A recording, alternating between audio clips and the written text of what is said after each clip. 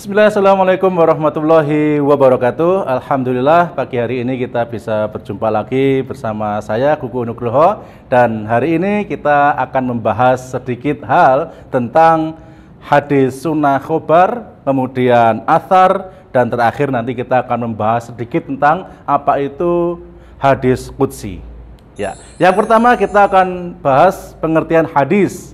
Apa itu hadis?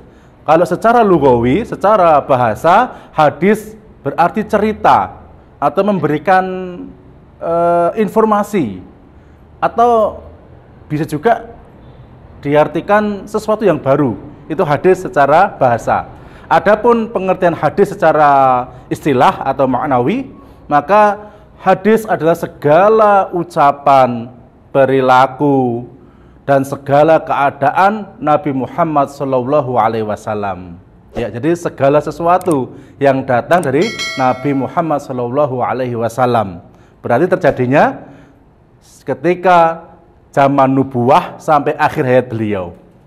Kemudian berikutnya yang kedua adalah pengertian sunnah.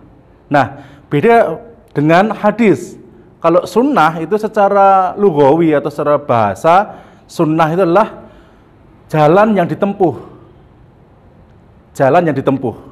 Dan secara maknawi, secara istilah, yang namanya sunnah adalah segala sesuatu yang menyangkut dengan diri Rasulullah SAW semenjak beliau lahir sampai akhir hayat beliau.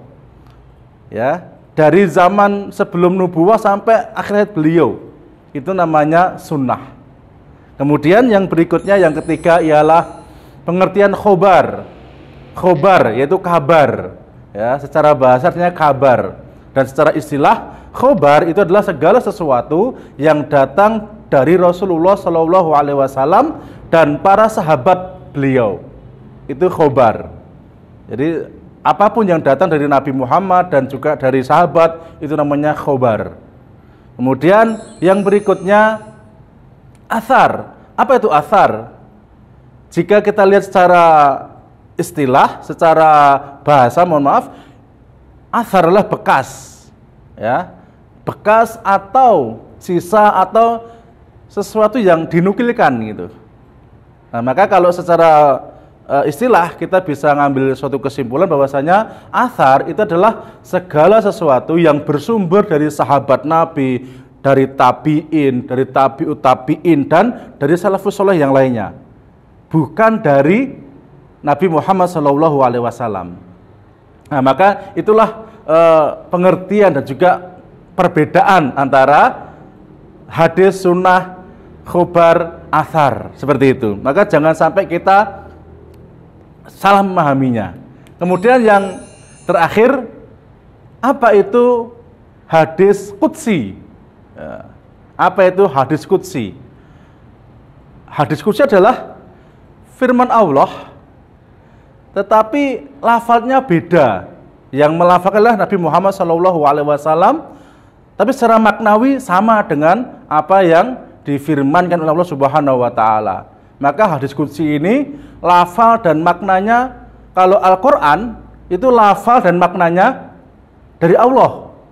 Tetapi kalau hadis qudsi lafalnya dari Nabi Muhammad SAW, tapi maknanya sama dengan yang dikehendaki oleh Allah Subhanahu wa Ta'ala. Maka jika Al-Quran, ya, jika Al-Quran itu kita kalau mau membaca itu ada adab-adabnya, harus wudhu, harus bersuci. Tapi kalau hadis qudsi bisa dibaca oleh siapapun, tidak harus wudhu.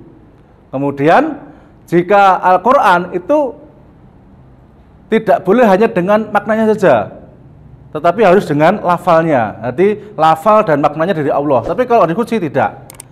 Ya, hadis qudsi seperti itu. Jadi perbedaannya adalah sangat-sangat beda dengan Al-Quran. Hadis qudsi itu yaitu lafalnya dari Nabi Muhammad, tetapi maknanya sesuai dengan yang dikehendaki oleh Allah Subhanahu wa Ta'ala. Tetapi kalau Al-Quran, lafalnya, maknanya itu sesuai dengan apa yang dikehendaki oleh Allah Subhanahu wa Ta'ala. Baiklah, semoga bermanfaat. Terima kasih. Assalamualaikum warahmatullahi wabarakatuh.